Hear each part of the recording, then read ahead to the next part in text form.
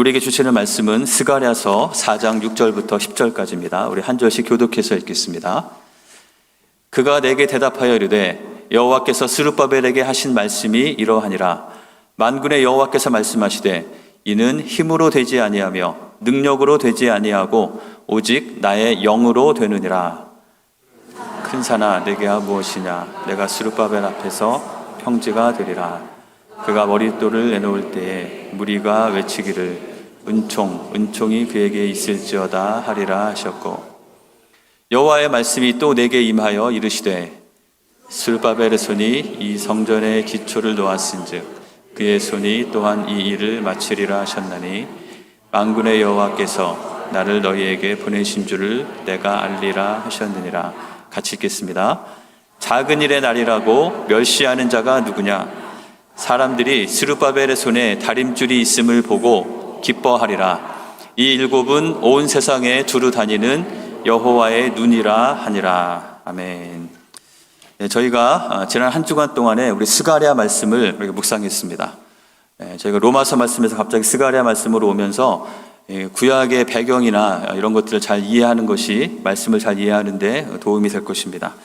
그래서 저희가 또 앞으로 2주 동안 스가랴 말씀을 또 묵상해야 되기 때문에 또 구약의 이런 역사적인 배경을 잘 아시는 것이 도움이 될 것입니다. 그래서 제가 오늘은 앞부분에 구약의 역사를 최대한 간추려서 압축해서 간단히 설명해 드리겠습니다. 이 내용을 잘 들으시고 잘 기억이 안 나시는 분은 저희가 지금 유튜브로 방송에 나가거든요. 그래서 설교 방송 다시 들으시면서 이 앞부분을 잘 이해하시면, 여기 나오는 사람들을 잘 기억하시면 우리 말씀을 읽고 말씀을 이해하는 데 큰 도움이 될 거라고 믿습니다. 간추린 역사를 빠른 시간에 가보도록 하겠는데요. 인류의 역사는 무엇으로 시작이 될까요? 하나님께서 천지를 창조하신 것으로 인류의 역사가 시작이 됩니다. 하나님의 천지 창조에는 성경에 나오는 중요한 인물들이 있습니다. 누가 있습니까? 처음 만드신 아담이 있고 또 노아의 홍수 시간에 있었던 노아라는 인물이 있습니다. 그렇게 살아가던 사람들은 바벨탑을 쌓다가 흩어지게 되었고, 민족별로 흩어진 그들은 각각의 족장들을 이끄는 족장시대를 살아갑니다. 이때 대표적인 사람이 바로 아브라함이죠. 흩어진 많은 민족 가운데 하나님께서는 아브라함을 택하셔서 그의 자손을 통해서 아브라함뿐만 아니라 흩어진 모든 민족들이 하나님의 복을 받게 하실 것이라고 약속하셨습니다. 그리고 아브라함의 아들 누구입니까? 이삭의 아들 야곱과 야곱의 아들 요셉을 통해서 이 족장 시대가 이어지게 됩니다.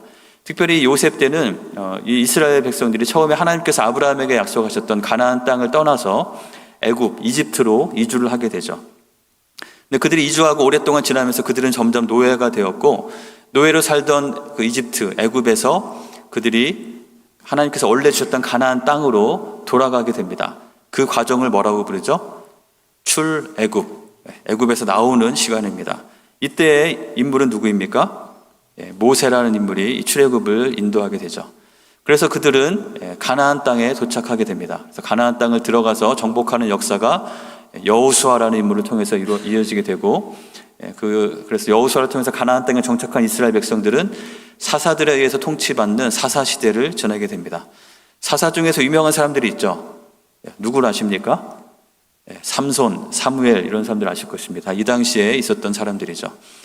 그런데 이제 사사가 아니라 우리에게도 왕이 달라고 해서 하나님께서 왕을 허락하십니다. 그래서 이제 왕국, 왕정 시대가 시작이 되는데요.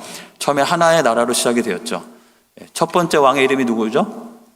사울과 다윗과 솔로몬의 이런 왕들의 이름이 이어지는 것이 통일왕국의 시대입니다. 성경을 보면 창세기에 이 창조부터 족장 시대까지의 기록이 나와 있고요. 그 다음에 출애굽기, 레위기, 민수기, 신명기에 이 출애굽의 과정들이 나와 있고, 여호수아서에 여호수아를 통한 가나안 정복의 이야기가 나오고, 사사시대는 어디에 나올까요? 사사기. 통일왕국의 시대는 사무엘 상하와 역대상에 기록이 되어 있습니다. 이것이 이제 통일왕국까지의 역사입니다. 특별히 역사 가운데 우리가 몇 가지 중요하게 기억할 것들이 있는데, 그 중에 하나는 무엇이냐면 하나님께서 이스라엘 백성들을 만나시기 위해서 약속하신 장소인 성전, 이 성전이 어떻게 되었는지가 굉장히 중요합니다. 특별히 이 성전은 처음에 출애굽 때 하나님께서 성막이라는 텐트의 형태로 허락하신 것입니다. 저기 요즘에 수요 예배 때 이 성막에서의 기도에 대해서 함께 나누고 있는데요. 먼저 텐트의 형태로 주어졌던 이 하나님의 성막이 다윗 왕 때 하나님의 전이 텐트에 있는 것이 불편했던 다윗이 하나님을 위해서 멋진 성전 건물을 건축하려고 하죠. 근데 하나님께서는 다윗이 아니라 솔로몬을 통해서 하나님의 성전이 건축되게 하십니다. 그래서 하나님의 성전이 예루살렘의 중앙에 딱 위치하게 되는 것이 성전 건축이죠. 자, 이제 역사는 통일왕국에서 이렇게 이어지게 됩니다. 이 나라가 하나였지만 이들은 두 개로 나뉘어지게 되죠. 솔로몬의 자녀들에서 북쪽과 남쪽으로 나뉘어집니다. 그래서 북쪽을 북이스라엘이라고 부르고 남쪽을 남유다라고 부르게 되죠. 근데 이 두 나라는 다 하나님으로부터 패역하고 우상숭배를 하며 타락하게 됩니다. 그래서 많은 왕들이 이 당시에 있었고요. 이 당시에 많은 선지자들이 이들에게 정신 차리라고 계속해서 경고를 하지만 결국에 이들은 다 패망하게 됩니다. 북이스라엘은 아수르라는 나라에 의해서 망하게 되고 남유다는 조금 더 오래 버티다가 바벨론에 의해서 망하게 되죠. 그리고 그들은 다 포로로 잡혀가게 됩니다. 이 포로 시기에 있었던 인물 누가 있을까요? 대표적인 사람이 다니엘이라는 사람이 있죠. 그래서 포로로 살던 그들은 하나님의 약속대로 다시 예루살렘으로 돌아오게 됩니다. 예루살렘으로 돌아오는 포로 귀환을 저희가 오늘 스가랴서가 여기 해당되기 때문에 좀 더 자세하게 살펴보면 그들이 한 번에 온 것이 아니라 1차, 2차, 3차로 귀환을 하게 됩니다. 첫 번째 1차 귀환을 이끈 사람이 스룹바벨이라는 사람이고요. 스룹바벨은 총독이었고 제사장의 이름은 여호수아 또는 예수아라고도 기록되어 있습니다. 이 두 사람에 의해서 1차 포로 귀환을 하게 되고 또 에스라라는 사람에 의해서 2차 포로 귀환을 하게 되고 느헤미야를 통해서 세 번째 포로 귀환을 하면서 예루살렘으로 완전히 돌아오게 되는 것이죠. 우리 성경을 보면은 열왕기 상하가 이 분열 왕국의 여러 왕들에 대한 이야기고요. 역대 하에도 그 기록이 나와 있습니다. 또 역사서는 아니지만 이 포로기에 주셨던 말씀들이 다니엘서와 에스겔서에 기록되어 있고요. 특별히 포로 귀환기의 이 역사는 에스라서에 기록되어 있습니다. 에스라서는 이름이 에스라서인데요. 에스라라는 인물은 7장부터 나옵니다. 1장에서 6장은 에스라 이전에 스룹바벨 때의 1차 포로 귀환이 어떻게 이루어졌는지를 기록하고 있고 에스라서 7장부터 2차 포로 귀환의 이야기가 나오고 느헤미야서에서 3차 포로 귀환의 이야기가 나오게 되는 것이죠. 기억해야 될 것이 있는데요. 솔로몬 때 지어진 성전은 이 나라가 망하면서 완전히 회파되게 됩니다. 그때가 BC 586년. 이런 연도가 있는 것은 이것이 그냥 성경에만 나오는 이야기가 아니라 세계 역사 가운데 분명히 있었던 사실이기 때문에 다른 자료들을 통해서 이런 연도들을 확인할 수 있는 것이죠. 그런데 고레스 왕, 두 명의 왕을 기억해야 되는데요. 바벨론이 이 페르시아 제국에 의해서 망하게 되면서 페르시아 제국의 왕이었던 고레스 왕이 538년에 이스라엘 백성들을 포로로 잡혔던 그들을 원래 자신의 땅으로 돌아가서 성전을 다시 재건하도록 명령하게 됩니다. 그리고 고레스 다음에 있던 다음 왕이죠. 다리오 왕 때 그 성전이 완공되게 되는 것이죠. 성전 재건이 시작되었지만 근데 이것이 순탄하지가 않았습니다. 중간에 한번 중단이 되게 되고 중단된 시간이 한참 지난 다음에 다시 재개하도록 되어서 마침내 성전이 BC 516년에 완공되게 되는 것이죠. 자, 성전이 다 회파된 다음에 다시 지어지기까지 몇 년이 걸렸을까요? 산수를 잘 하시면 되죠. 586 빼기 516 하면 70입니다. BC이기 때문에 시간이 지나면서 숫자가 줄어드는 게 좀 헷갈리지만 70년 만에 회파됐던 성전이 다시 완공되게 됩니다. 이것은 예레미야를 통해서 주셨던 예언이 성취된 것이죠. 예레미야를 통해서 너희가 하나님을 패역함으로 너희는 망할 것이지만 하나님께서는 70년 후에 다시 너희를 회복시키실 것이라는 그 말씀이 그 약속이 성취가 된 것입니다. 이런 역사적인 흐름 가운데 오늘 우리가 읽은 이 스가랴, 지난주부터 다음 2주 동안 더 묵상해야 될 스가랴서는 어디에 위치하는 말씀이냐면 바로 저 위치입니다. 이스라엘 백성들이 포로에서 돌아와서 성전을 재건하다가 그 일이 막혀서 중단되어 있던 한참이나 16년이나 중단되어 있던 그들에게 다시 하나님께서 이 학개 선지자와 스가랴 선지자를 통해서 성전을 다시 지으라라는 말씀을 주시면서 성전 건축이 다시 재개되는 그 상황이 바로 오늘 우리가 읽은 이 스가랴가 주어진 그 역사적 배경이라는 것을 우리가 잘 기억하시면 이 말씀을 이해하는 데 도움이 되실 것입니다. 그렇기 때문에 성경을 읽으실 때 학개서나 스가랴서 두 사람은 같은 시대에 있었던 사람들입니다. 또 에스라서에서도 5장, 6장이 그 같은 시대 다리오 왕 때의 이야기입니다. 그래서 이 세 개를 같이 펼쳐놓으시고 같이 읽으시면 이때 어떤 일들이 있었는지, 어떤 하나님의 말씀이 있었고 실제로 어떤 일들이 일어났는지를 우리가 잘 확인할 수 있게 되는 것이죠. 그래서 오늘도 저희가 이 세 가지 말씀을 이렇게 왔다 갔다 하면서 보게 될 텐데요. 우리 익숙하지 않은 분을 위해서 참고로 말씀드리면, 저희가 성경 약자를 쓸 때 스라고 되어 있는 것은 에스라를 가리키는 것이고요. 학은 학개고 습이라고 되어 있는 게 스가랴서입니다. 우리 그 말씀을 같이 한번 따라가 보도록 하겠습니다. 에스라서 1장을 보면 이런 기록이 있습니다. 역사적인 사실과도 일치하는 것이죠. 바사의 왕, 바사가 바로 페르시아를 가리키는 것입니다. 고레스 원년에 여호와께서 예레미야의 입을 통하여 하신 말씀을 이루게 하시려고, 무엇이죠? 70년 후에 회복시키신다는 그 말씀을 이루게 하시려고 고레스의 마음을 감동시키셔서 온 나라에 공포하고 조서를 내리게 합니다. 그 조서의 내용이 무엇이냐면, 하늘의 하나님 여호와께서 모든 나라를 나한테다 주셨고 그 하나님이 나에게 명령하신 것이 있는데, 그것은 바로 유다 예루살렘에 하나님의 성전을 건축하라고 하신 것이다 라고 하면서 그 성전을 건축하라는 명령을 내리고 그것을 위해서 필요한 모든 것을 다 공급하라는 그런 명령을 내리게 됩니다. 그리고 그런 명령을 받은 유대인들이, 특별히 유다와 베냐민의 족장들과 제사장들과 레위 사람들과 또 하나님의 사신 이런 역사를 보면서 마음에 감동을 받은 사람들이 예루살렘의 여호와의 성전을 건축하고자 하는 마음으로 그들이 70년 동안 살면서 정착했던 바벨론을 떠나서 예루살렘으로 돌아오게 되는 것이죠. 그들을 통해서 예루살렘에서의 새로운 역사가 시작되게 됩니다. 이것이 BC 538년에 있었던 일이죠. 자, 그래서 에스라 4장에 가면은 그들이 예루살렘에 도착해서 한 일들이 기록되어 있습니다. 그 중간에는 누가 돌아왔는지 돌아온 사람들의 이름이 쭉 나열되어 있고요. 4장 1절부터 보면은 이들이 이스라엘의 하나님 여호와의 성전을 건축하게 됩니다. 그런데 그들이 건축한다는 그 소식을 들은 그 주변에 있는 다른 이방 민족들, 이스라엘 백성들이 없는 동안에 그 땅을 이미 차지하고 있었던 그 사람들이 그 소식을 듣고 좋아할 리가 없겠죠. 그래서 그들이 방해를 하기 시작합니다. 유다 백성의 손을 약하게 하기 위해서 물리적으로 또 심리적으로 방해를 하기도 하고, 또한 그들은 이 행정력을 이용해서 조서를 올리고 모함을 하면서 이 이스라엘 백성들이 이곳에서 왕께 반역을 꾀하고 있습니다라는 그런 조서를 올리면서 왕들이 행정명령으로 그 성전 건축을 하지 못하게 하는 그런 일들을 하게 되는 것이죠. 그래서 에스라 4장 24절에 보면은 예루살렘에서의 하나님의 성전 공사가 이 바사왕 다리오 제2년까지 중단되었다라고 기록되어 있습니다. 연도를 보면은 538년부터 536년까지 2년 정도 이제 그곳에 가고 성전 건축을 해나가려고 하다가 약 520년까지 16년 동안 성전 건축이 멈춰버리는 그런 상태가 된 것이죠. 바사왕 다리오 2년, 이걸 잘 기억하시기 바랍니다. 자, 바로 이런 때에 하나님의 말씀이 임하게 된 것이죠. 먼저 학개에게 하나님의 말씀이 임했습니다. 학개에게 임한 그 말씀의 시기가 언제인지 나와 있죠. 언제입니까?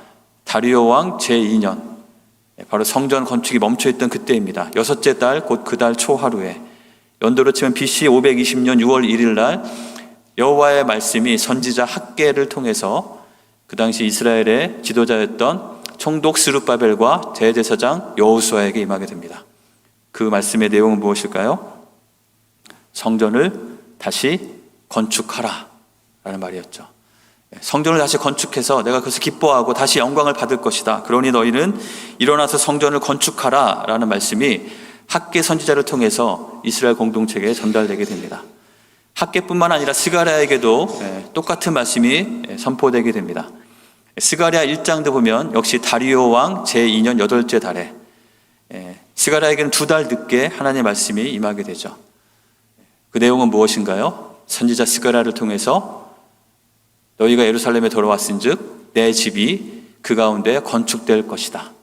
특별히 스가랴서는 하나님께서 여러 가지 환상의 모습들을 통해서 하나님께서 이루실 일을 약속하시면서 그 일에 너희가 참여하라고 그렇게 말씀하고 있는 것입니다. 성전이 재건되는 일을 말씀하고 있는 것이죠. 자, 이 성전이 재건되는 일은 어떤 일일까 생각을 해볼 때 너무나 선하고 귀한 일인 것을 보게 됩니다. 왜냐하면 이스라엘 백성들에게는 하나님께서 함께 하시는 임재의 상징이기 때문에 하나님의 성전이 그들 가운데 세워진다는 것은 그들이 다시 하나님 앞에 나아갈 수 있고 하나님과 함께하는 하나님의 백성됨이 확인되는 그러한 상징적인 곳이기 때문에 그것은 너무나 귀하고 선한 그런 일인 것입니다. 그래서 많은 사람들이 바벨론에서 정착해 살던 삶을 기꺼이 포기하고 예루살렘까지 그 먼 거리를 와서 그 척박한 곳 가운데 성전을 재건하고자 하는 그런 일을 그가 시작했던 것이죠.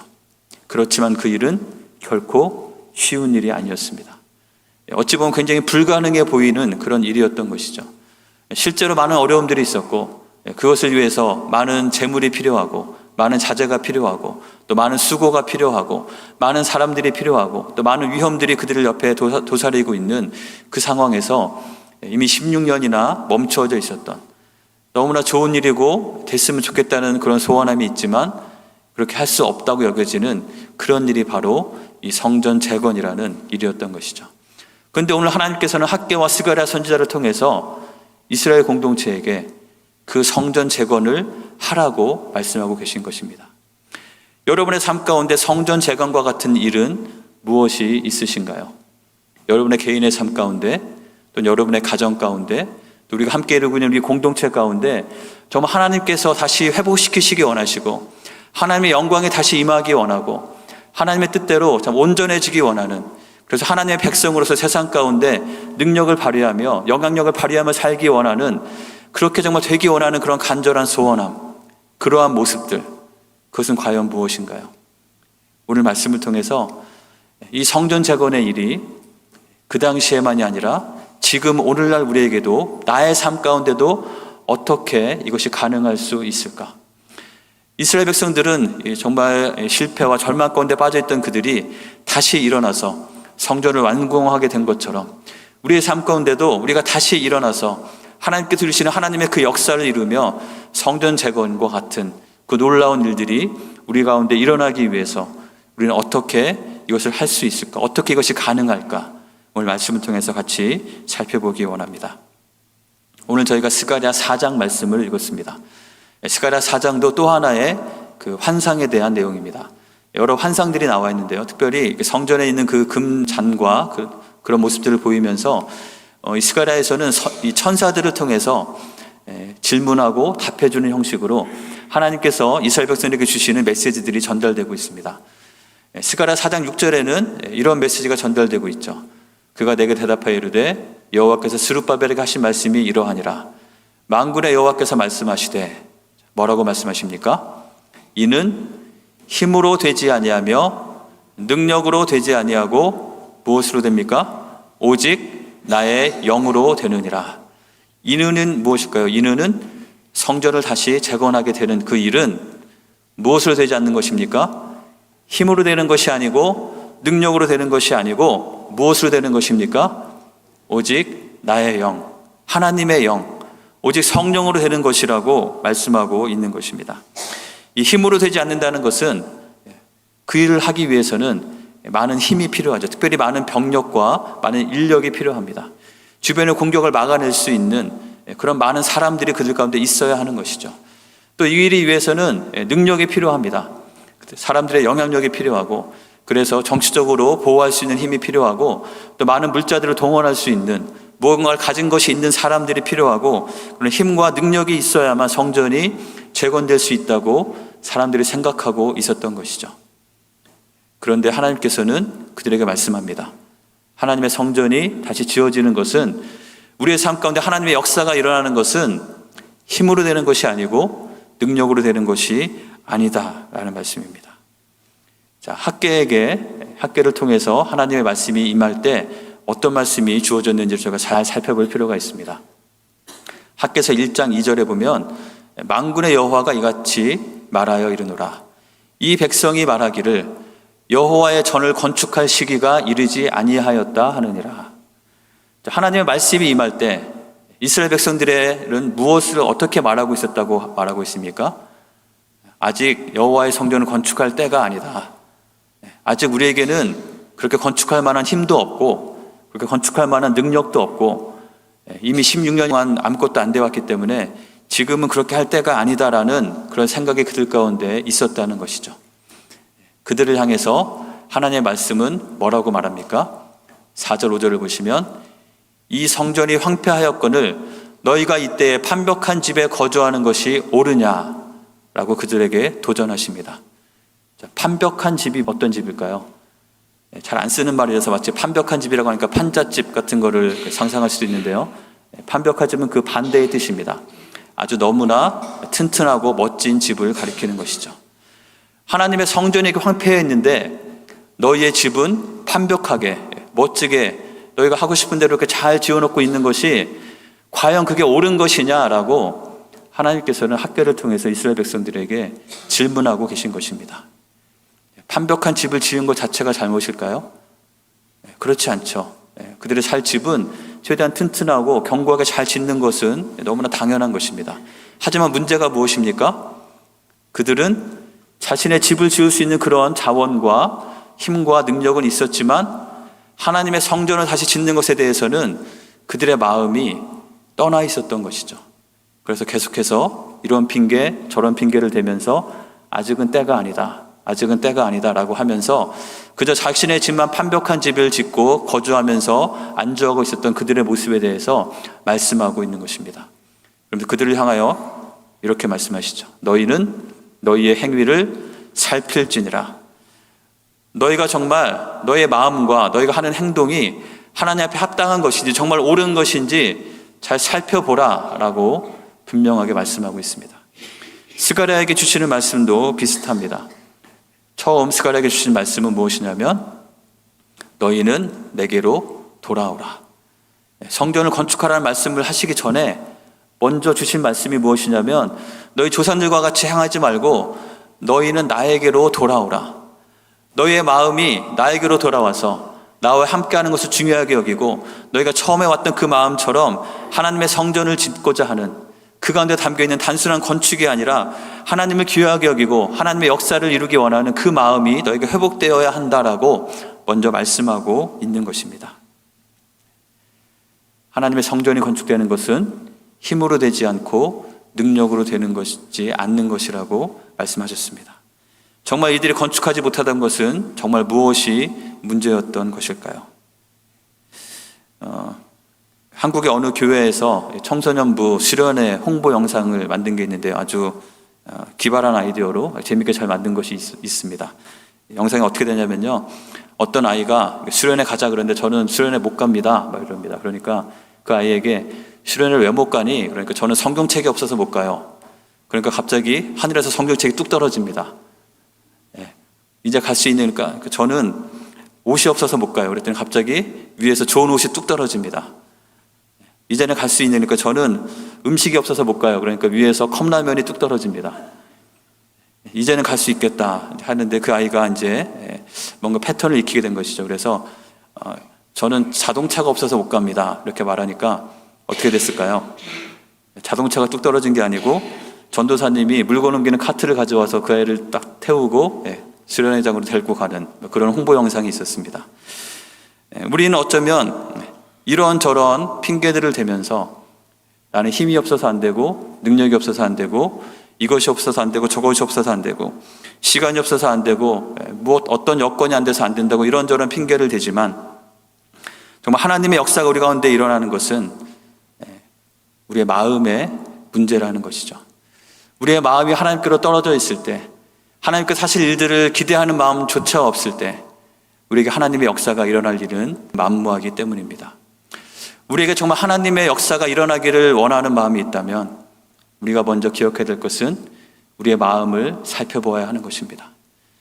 하나님께 사시는 그런 일은 어떤 그런 힘이나 능력으로 되는 것이 아니라 오직 하나님의 영으로 된다고 말씀하신 것이죠. 그렇다면 하나님의 영으로 된다는 것이 무슨 뜻일까요? 하나님의 영, 성령. 성령은 삼위 중에 하나이신 인격체이신 하나님이십니다.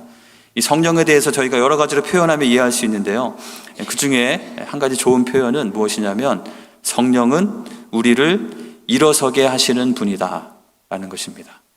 성령이 어떤 분이시라고요? 성령은 우리를 일어서게 하시는 분이다. 성령이 우리 안에 들어오시면 우리로 하여금 일어서게 하시고 움직이게 하신다는 것입니다. 잘 아시는 대로 에스겔서 37장에는 이러한 예언이 있습니다. 하나님께서 에스겔을 환상 가운데 마른 뼈가 가득한 골짜기로 데려가시죠. 그래서 이 뼈가 일어날 수 있겠느냐라고 하니까 그것이 어떻게 일어날 수 있습니까? 하나님께서 에스겔에게 내가 너에게 이 뼈들에게 대언하라. 하나님의 말씀이 그들에게 말씀하시기를 내가 생기를 너희에게 들어가게 하리니 너희가 살아나리라 라고 하면서 하나님의 생기가 불어넣어졌을 때 그 마른 뼈들에게 살이 붙게 되고 그들이 일어나서 하나님의 큰 군대가 되는 그런 환상을 보여주시게 됩니다. 자, 여기서 이 생기라는 것이 오늘 말씀에 있는 영과 똑같은 단어입니다. 이 영, 생기라고 번역되어 있는 이 단어가 히브리어로 루아흐라는 말인데요. 그래서 성령을 가리키는 단어이기도 합니다. 이 말 자체의 뜻은 무엇이냐면 우리의 호흡입니다. 숨을 쉴 때 바람이 들락날락하는 것, 바람이라는 뜻이 있습니다. 바로 성령은 우리의 호흡과 같고 바람과 같은 분이셔서 그 성령이 우리 안에 들어오실 때 우리가 마른 뼈였지만 다시 건강한 육체가 되고 메말랐던 우리에게 새로운 살이 돋아나게 되고 우리가 일어나서 움직일 수 있게 된다는 것이죠. 저희가 이제 10월 마지막 날 우리가 그 할렐루야 패밀리 나잇을 한다고 광고를 했는데요. 우리 교회에서 어린이들 행사할 때마다 꼭 빌리는 게 하나 있습니다. 뭔지 아십니까? 바운스 하우스라고 그러죠. 큰 놀이기구인데요. 그 놀이기구를 설치하는 과정을 보면은 그 설치하는 업체에서 와서 일을 해주는데 처음에 그 돌돌 마른 것을 가지고 와서 자리를 잡고 그 바짝 납작한 것을 펼쳐 놓습니다. 그 다음에 거기에 에어펌프를 연결해서 바람을 불어넣게 되죠. 그러면 납작하게 있던 것이 점점 일어나면서 아주 큰 건물과 같은 놀이기구가 완성이 되게 됩니다. 그러면 아이들이 그곳에 올라가서 재미있게 놀 수 있을 만큼 아주 튼튼한 그런 구조가 되는 것이죠. 저희 집에서는 이제 성탄절이 되면 집 바깥에 이런 장식들을 하는데요. 해마다 뭔가 이렇게 바깥에 설치할 수 있는 것을 하나씩 더 추가를 하고 있습니다. 그 중에 얼마 전에 추가한 것이 마리아와 요셉이 아기 예수님을 이렇게 안고 있는 인플레이터블, 이렇게 바람 불어서 세우는 그 장식을 추가했는데요. 이제 겨울에는 이제 항상 틀어놓을 수 없기 때문에 밤에 꺼졌다가 아침에 다시 이제 켜지게 이렇게 하게 됩니다. 이제 어느 날은 아침에 일어났는데 눈이 내려가지고 눈 속에 그것이 파묻혀 있는 때가 있었습니다. 시간이 돼서 스위치를 딱 켜니까 어떻게 됐을까요? 바람이 그 안에 쭉 불어 들어가면서 마치 없어졌던, 마치 죽은 것 같았던 이 마리아와 요셉이 쭉 이렇게 일어나서 벌떡 서게 되는 그런 모습을 보게 되는 것이죠. 여러분 이렇게 지나가다 보시면은 광고물이 있죠.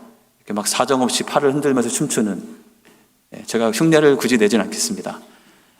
그것도 그 안에 바람이 불어졌을 때 그것이 일어서서 춤을 추게 되는 것이죠. 바로 성령께서 하시는 일이 바로 그러한 일이라는 것입니다. 성령께서 우리 안에 들어오실 때 우리로 하여금 일어서게 하시고 움직이게 하시고 우리 가운데 하나님의 호흡이 나타나게 하신다는 것입니다. 그래서 우리가 하나님의 역사를 경험하기 위해서 우리가 구해야 될 정말 중요한 것이 있는데 그것은 무엇이냐면 우리에게 더 많은 힘을 주십시오. 우리에게 더 많은 능력을 주십시오라고 하기 전에 우리에게 성령 충만함을 주십시오라고 간구해야 하는 것입니다.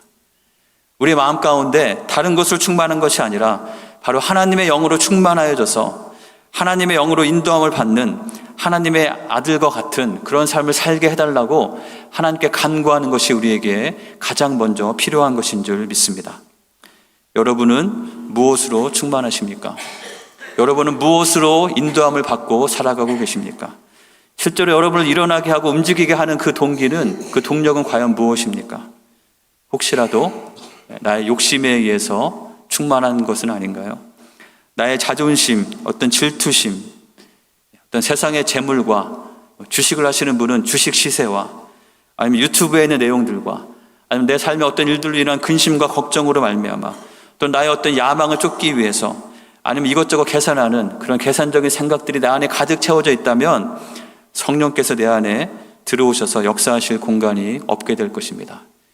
성령께서 역사하지 않는 한 하나님의 역사는 우리 가운데 일어날 수 없음을 기억하시기 바랍니다. 우리 사랑하는 성도님들, 우리 한 분 한 분의 삶 가운데 성령 충만함이 있으시기를 간절히 축원합니다. 성령 충만함은 뭔가 신비한 그런 것이 아닙니다. 내 안에 하나님의 생각과 하나님의 영이 가득 채워져서 마치 그런 풍선들이 바람이 불어져서 일어나서 춤추고 움직이고 큰 건물을 이루듯이 내 안에 인격이신 성령께서 들어오셔서 하나님의 생각과 하나님의 뜻을 내 가운데 이루어 주시고 그것을 소망하게 하시고 그것에 따라서 순종하게 하시는 것, 그것이 바로 성령 충만한 삶의 모습인 줄 믿습니다. 성령께서 내 안에 들어오시도록 내 마음을 주님께 열어드리고 말씀을 통해서 말씀하시는 하나님의 뜻에 귀를 기울이면서 하나님을 찬양하고 주님을 사랑하고 주님과 함께하기 원한다고 고백하는 그런 마음이 있을 때 주님께서 우리 안에 가득 채워주셔서 우리의 삶을 하나님의 능력대로 하나님의 역사하심을 우리 가운데 이루실 줄을 믿습니다. 그런 하나님의 역사를 경험하시는 우리 한 분 한 분이 되시기를 간절히 축원합니다. 이런 하나님의 역사를 경험하기 위해서 우리가 기억해야 될 것이 또 한 가지 있는데요. 그것은 우리 읽은 본문 7절에 통해서 우리가 확인하게 됩니다. 7절에 보시면 뭐라고 되어 있습니까? 큰 산아 내가 무엇이냐? 내가 스룹바벨 앞에서 평지가 되리라. 자, 큰 산이 평지가 된다는 것이죠. 이 큰 산은 무엇을 가리키는 것일까요? 우리가 성령께서 우리 안에 새로운 소망을 주시고 새로운 감동을 주셔서 성전을 다시 짓는 것과 같이 뭔가 새로운 도전을 하고자 하는 마음을 주셔서 그렇게 하려고 할 때 모든 일이 다 평탄하기만 하지 않다는 것이죠. 우리 앞에 큰 산과 같은 장애물이 가로막고 있는 일이 있게 된다는 것입니다. 여기 말씀은 뭐라고 말하죠? 그 큰 산이 스룹바벨 앞에서 평지가 될 것이다. 어떻게 할 수 없을 것처럼 보이는 그 큰 산도 하나님께서 평지가 되게 하실 것이다 라는 약속인 것입니다. 그렇기 때문에 그가 머릿돌을 내려올 때 무리가 외치기를 뭐라고 외친다고요? 은총, 은총, 은총이 그에게 있을지어다라고 할 것이다라고 말하고 있습니다. 모든 것이 하나님의 은혜로 하나님께서 그 큰 산과 같은 장애물도 치워주시는 그런 역사가 일어날 것이다라고 믿음으로 고백하고 있는 것입니다. 우리 교회의 구성전 이름이 은총, 그레이스라고 된 것이 좀 잘 지어진 이름인 것 같습니다. 실제로 이 말씀의 내용은 이스라엘의 역사 가운데 구체적으로 일어났던 이름을 보게 됩니다. 우리 에스라서 5장에 보면 이 성전 재건의 과정 가운데 있었던 일이 하나 기록되어 있습니다. 여기 보면 학개와 스가랴를 통해서 말씀이 임해서 스룹바벨과 예수와 여호수아가 일어나서 성전을 다시 건축하기 시작하는데 어떤 일이 있었냐면 바로 시작하려고 할 때 유브라데강 건너편에 있는 총독 다뜨네와 스달보스네와 그들의 동관, 관리들이 찾아온 것입니다. 우리가 뭔가 교회 안에서 새로운 일을 막 하려고 하는데 갑자기 경찰들이 온 거죠. 와가지고 뭐라고 하냐면 누가 너희에게 명령해서 이 성전을 건축하고 성곽을 마치게 하였느냐? 너희들 누구 허락받고 일을 하는 거냐? 라고 물어봅니다. 그래서 그들은 건축하는 자의 이름을 아뢰었지만 하나님께서 유다 장로들을 돌보셔서 그들이 능히 공사를 막지는 못하고 이 일을 다리오에게 아뢰고 그 답장이 오기를 기다렸더라. 어떻게 되었냐면은 하나님께서 보호하셔서 성전을 계속해서 건축할 수 있게 하셨지만 이제 문제는 무엇이냐면 그들이 다리오 왕에게 다시 편지를 보낸 것입니다. 그 편지의 내용은 무엇이었을까요? 그 내용이 이제 5장 뒷부분에 보면 나오는데요. 이전에 많은 역사들이 있어서 이들은 이곳에 자신의 성전을 짓고 자신의 신을 섬기면서 왕을 대적하려고 하는 그런 움직임들이 있어서 그것들을 못하게 했었는데 이들이 다시 그 일을 하고 있습니다. 이것에 대해서 왕의 답변을 구합니다 라고 편지를 보내게 되죠. 자, 답이 오기까지 이스라엘 백성들의 마음은 어땠을까요? 굉장히 두려웠겠죠. 왜냐하면 이미 이러한 비슷한 일들 때문에 16년 동안 성전 건축이 되지 못하다가 뭔가 다시 하나님께서 주신 말씀을 붙잡고 해보려고 하는데 해보려고 하자마자 그 일이 또 일어난 것입니다. 역시 안 되는 것이구나. 큰 산과 같이 느껴지는 그런 상황이었을 것입니다. 그런데 어떻게 되냐면 6장에 보면 이러한 반전이 일어나게 됩니다. 다리오 왕이 그 말을 듣고 조서를 내려서 문서 창고에 있는 그들과 관련된 모든 문서를 다 조사하게 합니다. 근데 그 문서들 중에서 성전 건축하지 못하게 하는 문서들만 발견됐으면 꼼짝없이 아무것도 할 수 없게 되었겠죠. 근데 놀랍게도 어떤 두루마리가 발견이 되냐면 그 두루마리는 고레스 왕 원년에 내린 조서가 발견되게 됩니다. 그 조서의 내용은 무엇이었죠? 하나님께서 나에게 모든 나라를 주셨고 나에게 예루살렘에 성전을 건축하라고 하셨으니 그것을 위한 모든 것을 다 공급해 주어라 라는 그 조서를 발견하게 된 것입니다. 그래서 그것을 발견한 다리오 왕이 또다시 조서를 내려서 그들에게 필요한 모든 것을 끊임없이 공급하라 라고 명령을 하게 됩니다. 그리고 왕이든지 누구든지 누구를 막론하고 이 명령을 어기고 방해를 하는 자는 거름덩이로 만들어 버려라. 그 어느 누구도 방해하지 못하도록, 이 관리들도 그곳에 다시 근처도 가지 못하도록 다리오 왕이 조서를 내려서 그 일을 이루어지게 한 것이죠. 큰 산과 같은 것이 평지와 같이 되게 하신 것입니다. 그래서 다리오 왕 제6년에 성전의 일이 다 완성되게 된 것입니다. 이것이 바로 하나님께서 하시는 하나님의 능력인 것이죠. 이 큰 산과 같은 삶의 장애물도 하나님께서 손가락 하나만 움직이시면 평지와 같이 만드실 수 있다는 것입니다. 그래서 우리가 하나님의 역사를 경험하기 위해서 우리에게 필요한 것은 무엇이냐면 하나님을 신뢰하고 하나님의 은총을 구하는 것입니다. 여러분에게 정말 하나님의 역사가 일어나기 원하신다면 여러분에게 그 약속을 주시고 성령의 감동을 주시고 그 일을 이루시는 하나님을 신뢰하시기 바랍니다. 내 눈앞에 펼쳐지는 상황이 그것과 달라 보인다 할지라도 쉽게 실망하거나 좌절하지 않고 우리에게 은총을 주시는 하나님을 바라보며 하나님을 신뢰하며 믿음으로 서는 우리 한 분 한 분 되시기를 간절히 축원합니다. 그럴 때 하나님께서는 반드시 하나님의 약속대로 그 일을 우리의 삶 가운데 이루실 줄 믿습니다.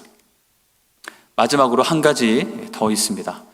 오늘 읽은 8절, 9절, 10절에 보면은 특별히 10절에 이런 표현이 나옵니다. 작은 일의 날이라고 멸시하는 자가 누구냐? 작은 일의 날이라고 멸시하는 사람이 있는데 그들은 과연 누구냐? 너희가 그러면 안 된다라는 말씀이죠. 작은 일의 날이라고 멸시한다. 이것이 무슨 뜻일까요? 이것은 그 당시에 일어나고 있는 그 성전 건축의 일이 예전에 있었던, 원래 있었던 솔로몬 성전에 비춰볼 때 너무나 초라하고 작아 보였기 때문에 그저 작은 일의 날들이라고 하면서 실망하고 하찮게 여기는 백성들의 마음에 대해서 말하는 것입니다. 실제로 에스라에 보면은 제사장과 레위 사람들과 나이 많은 족장들은 첫 성전, 원래 솔로몬 성전의 그 아름다움을 봤던 사람들이기 때문에 그들은 성전의 기초가 놓이는 것을 보면서 그들에겐 두 가지 감정이 존재했던 것이죠. 드디어 성전이 세워지는구나라는 감격과 함께 이전의 그 아름다운 성전에 비해서 솔로몬과 다윗 때 모든 것이 풍족해서 가장 크고 멋지게 아름다운 황금으로 지었던 그 성전에 비할 때 너무나 초라해 보이는 그 성전을 보면서 안타까워하는 그런 대성통곡이 그들 가운데 있었던 것입니다. 학개서에서도 보면은 너희가 이 성전의 이전 영광을 본 자가 누구냐? 이제 이것이 너희에게 어떻게 보이느냐? 이것이 너희 눈에 보잘것없지 아니하냐? 이전에 있었던 솔로몬 성전의 그 영광을 보면서 이 지금 스룹바벨이 짓고 있는 이 성전을 하찮게 여기는 그들에 대해서 이렇게 말씀하십니다. 뭐라고 말씀하시죠? 스룹바벨아 스스로 굳세게 할지어다. 여호수아야 스스로 굳세게 할지어다. 이 땅 모든 백성아 스스로 굳세게 하여 일할지어다. 내가 너희와 함께하노라. 너희와 언약한 내 말씀과 나의 영이 계속해서 너희와 함께하고 그러니 너희는 두려워하지 말고 그 일을 계속하라 라고 말씀하고 있는 것이죠. 작은 일의 날이라고 멸시하는 자가 누구냐? 우리가 하나님의 일을 할 때 있어서 하나님께서 하시고자 하는 일들을 우리가 사모하면서 그 일을 따라 시작할 때 때론 그 일들이 너무나 초라하게 보일 때가 있습니다. 최근에는 우리가 목장 사역을 시작하고 있죠. 우리가 목장 사역을 하는 이유는 무엇인가요?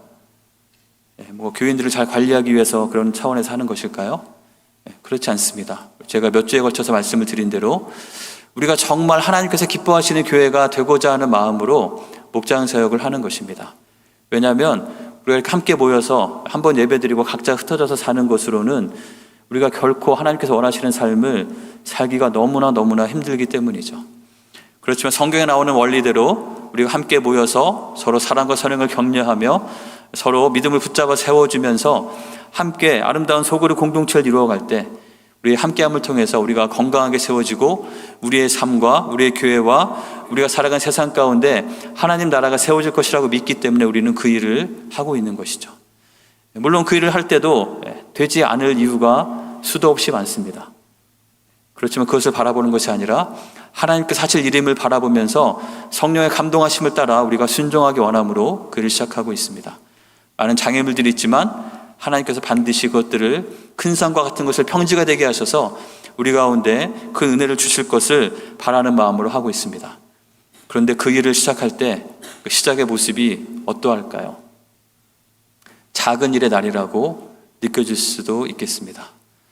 뭔가 우리 목장 모임을 통해서 뭔가 대단한 일이 막 일어나기를, 빵빵 터지기를 기대했는데 첫 모임 잡기도 너무 힘들고, 모이라고 했는데 두 가정이 모여서 서로 이렇게 쳐다보고 멀뚱멀뚱 쳐다보고 모임을 해야 될까 말까를 고민하는 상황이 있을 수도 있는 것이죠. 그럼 오늘 말씀 뭐라고 말씀합니까? 작은 일의 날이라고 멸시하는 자가 누구냐? 그리고 하나님의 일을 할 때 그 크기를 보고 실망하거나 좌절하지 말라는 것입니다. 실제로 이 스룹바벨 성전은 솔로몬 성전보다 너무나 작았습니다. 그리고 이후에 이 스룹바벨 성전은 예수님의 시대인 헤롯 때 헤롯 왕이 유대인의 환심을 사기 위해서 엄청나게 크게 화려하게 확장해서 짓게 되었습니다. 하지만 하나님께서는 헤롯이 지은 그 큰 건물에 아무런 관심이 없으셨죠. 그리고 그것을 헐어버리겠다고 하셨고 실제로 그것은 로마에서 다 헐어버려지게 됩니다. 하나님께서 바라보시는 것은 어떤 크기를 바라보시는 것이 아니라는 것을 우리가 명심해야 될 것입니다. 하나님은 크기를 보지 않으시고 우리의 믿음의 순종과 성령의 감동에 따라 움직이는 것을 바라보시는데 왜 우리가 크기를 바라보면서 실망하게 되는 것일까요? 우리는 우리 안에 하나님께서 주신 그 마음을 붙잡고 그 일을 성취하신 하나님을 신뢰하면서 넘어지지 않고 우리가 해야 될 것은 무엇입니까? 스룹바벨의 손에 다림줄이 있음을 보고 기뻐하리라 한 것처럼 우리의 손에 주어진 다림줄을 가지고 성전 건축을 해나가는 일을 우리가 묵묵히 감당해 갈 때 온 땅을 두루 감찰하시는 여호와의 눈이 그것을 바라보시고 우리를 기뻐하시고 우리 가운데 하나님의 능력을 향하셔서 하나님의 귀한 역사를 나타내어 주실 줄 믿습니다. 그래서 우리가 기억해야 될 세 번째 것은 이것입니다. 같이 한번 읽어볼까요? 작은 일에 나를 귀히 여기고 오늘 나의 다림줄을 잡으라. 이 다림줄은 건축할 때 벽돌을 똑바로 쌓도록 하기 위해서 하는 그런 실과 같은 것입니다. 오늘 우리가 있는 이 현실은 작은 일의 날에 불과할 것입니다. 뭔가 하나님의 대단한 일들이 일어나지 않는 것 같고 그래서 나의 매일매일의 일상이 그저 대단하지 않고 때로는 별 의미 없이 느껴질 수도 있겠습니다. 하지만 주님께서 오늘 말씀하시는 것은 무엇입니까? 그 작은 일의 날들을 귀하게 여기고 그 작은 일의 날을 살아가는 우리 매일매일의 삶 동안에 성령의 충만함을 구하며 성령께서 내 안에 역사하시도록 나를 일으켜 세우시고 나를 움직여 주시도록 구하고 성령께 내 마음을 내어드리고 내 마음을 열어드리는 삶을 살고 또 내 삶 가운데 맞닥뜨리는 큰 산과 같은 장애물들에 대해서 실망하지 않고 믿음으로 주님을 붙잡으며 하나님의 은혜와 은총을 구하며 나가면서 오늘 내가 해야 될 다림줄을 붙잡고 오늘 나에게 쌓으라고 하신 이 성전을 쌓기 위한 벽돌을 하나하나씩 쌓아가는 그 믿음의 순종들을 하라고 주께서 우리에게 말씀하시는 줄 믿습니다. 사랑하는 성도 여러분, 여러분의 믿음 생활이 예수님 믿고 하나님의 자녀로 살아가는 여러분의 삶이 그저 시시한 삶이 되지 않기를 간절히 원합니다. 여러분의 삶 가운데 정말 하나님의 능력이 나타나고 하나님의 역사가 나타나고 경험되는 그런 삶을 사시기를 간절히 축원합니다. 그것을 위해서 우리가 매일매일 내 안에 성령께서 충만하시도록 구하고 믿음으로 주님의 은혜를 구하고 그 믿음 가운데 오늘 나에게 주시는 작은 것 하나하나를 귀하게 여기며 이 믿음의 순종을 해나가는 것을 통해서 하나님의 역사가 우리 가운데 이루어지는 것을 경험하는 우리 한 분 한 분 되시기를 주님의 이름으로 간절히 축원합니다. 우리 함께 말씀을 기억하며 기도하도록 하겠습니다. 이 시간 하나님 앞에 이렇게 고백하며 기도합시다. 하나님, 정말 나의 삶 가운데 하나님께서 역사하시는 하나님의 놀라운 역사가 경험되기를 원합니다. 이스라엘 백성 가운데 불가능해 보였던 성전 재건이 이루어졌던 것처럼 나의 삶 가운데도 우리 가정 가운데도 우리 교회 공동체 가운데도 나의 삶의 일터와 내가 만나는 모든 관계들 가운데도 하나님께서 이루어주시는 놀라운 회복과 새로 만들어지는 재건의 역사가 일어나기를 원합니다. 그것을 위해서 나의 능력으로 할 수 없사오니 주님의 성령이 나에게 충만하게 채워주시고 나에게 믿음을 주셔서 하나님의 은혜를 붙잡고 끝까지 인내하며 오늘 나에게 주시는 하루하루의 삶 가운데 있는 그 작은 것들을 귀하게 여기며 나에게 맡겨주신 다림줄을 잡고 주님께 순종하는 삶을 살아갈 수 있도록, 그래서 하나님의 놀라운 역사하심을 경험하는 삶이 될 수 있도록 함께 하나님의 도우심을 구하며 함께 기도하도록 하겠습니다. 함께 기도하겠습니다.